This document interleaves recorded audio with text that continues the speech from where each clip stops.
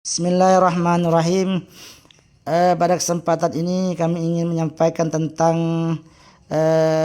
bahayanya ghibah atau dosa ghibah, dosa menggunjing atau mengupat. Ketahuilah bahwa sesungguhnya Allah Ta'ala telah menjelaskan atas mencelah, mencaci ghibah, mencaci perbuatan ghibah, perbuatan mengupat dalam firman-Nya. Dan Allah menyerupakan orang yang mengupat itu seperti orang yang memakan daging saudara yang telah mati. Allah Ta'ala berfirman, wala yaghtab ba'dukum ba'du, wala yaghtab, dan janganlah mengupat atau menggunjing ba'dukum sebagian kalian ba'dun pada sebagian yang lain. Ayuhibbu ahadukum, apakah senang salah satu di antara kalian, ayyakula, hendaknya makan siapa ahad lahma akhihi, daging saudaranya maitan dalam keadaan mati. Fakarihtumu, maka benci siapa kalian, tidak senang siapa kalian. Al-Quran surah Hujurat ayat 12. Itu tentang firman Allah tentang larangan dari mengupat atau menggunjing.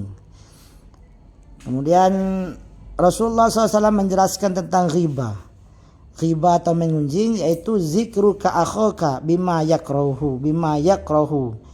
Artinya ngupat itu adalah oleh engkau menceritakan saudaramu, menceritakan aibnya saudaramu dengan sesuatu yang dia tidak senangi.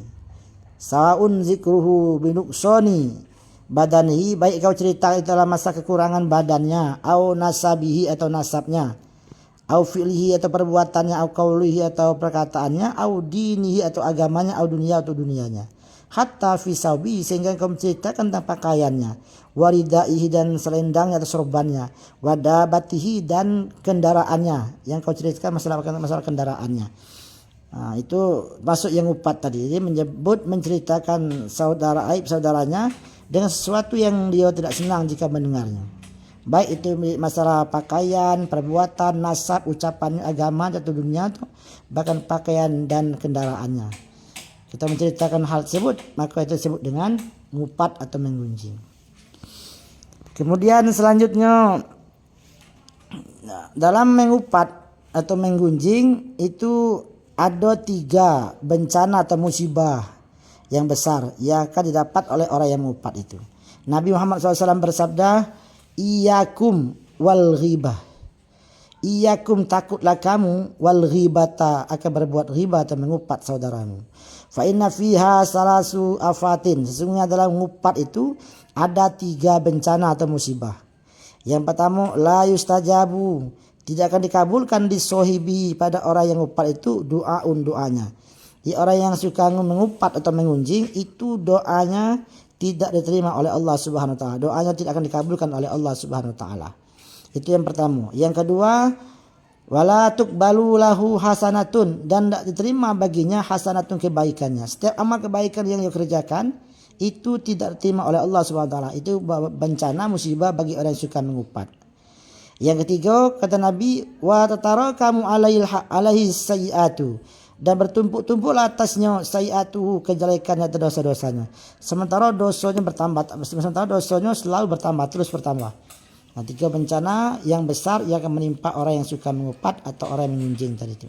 Yang pertama, doanya tidak diterima. Kedua, amal kebaikan yang dikerjakan tidak diterima oleh Allah Subhanahu wa taala. Yang ketiga, sementara dosa-dosanya terus bertambah, dosa ngupat terus bertambah, bertumpuk-tumpuk dosa ngupat tadi itu. Itu bencana musibah bagi orang yang mengupat.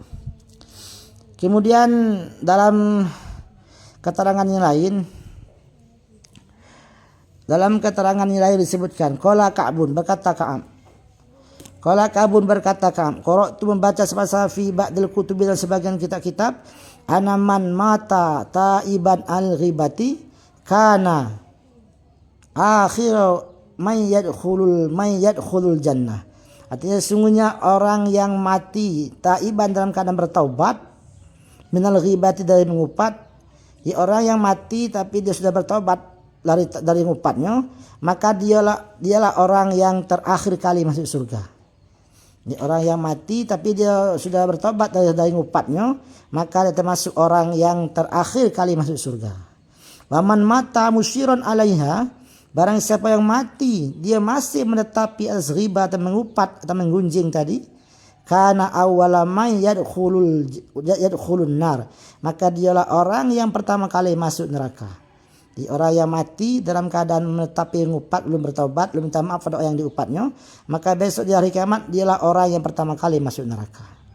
Nah, itu ancamannya. Maka kemudian Ka'ab tadi membaca firman Allah Subhanahu wa taala, wailul likulli humazatil lumazah.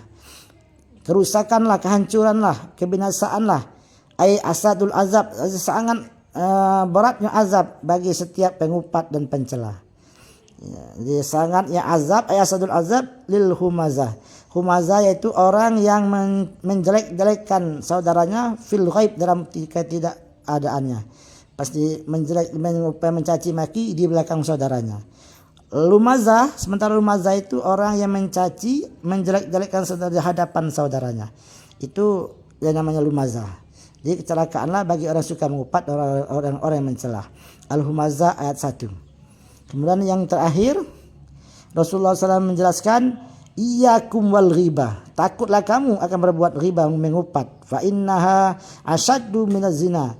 Kata Nabi, dosa ghibah, dosa mengupat itu lebih berat daripada dosa zina.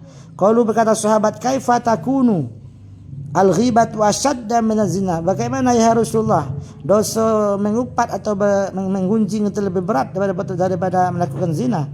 Qala, Nabi menjawab, inna rajula yazni summa yatubu fayatubullah alaihi. Sesungguhnya seseorang yang berzina kemudian dia bertobat, maka Allah terima taubatnya. Wa inna sahibal ghibah, sementara orang yang mengupat itu la yughfaru, tidak akan diampuni dosanya hatta ya'fu anhu sahibu, sehingga orang yang diupat itu memberi maaf padanya. Maka dosanya lebih berat daripada berbuat zina tadi. Kemudian yang terakhir kali, dalam hadis dijelaskan, man ayyara akhahu bi zambin lam yamut hatta ya'malahu. Barang siapa yang menjelek-jelekkan saudaranya sebab perbuatan dosa yang dilakukan oleh saudaranya itu, lam yamut hatta ya'malahu, dia tidak akan mati sebelum dia melakukan perbuatan dosa tersebut. Rawahu Tirmizi, hadis diriwayatkan oleh Imam Tirmizi. Wallahu a'lam bishawab.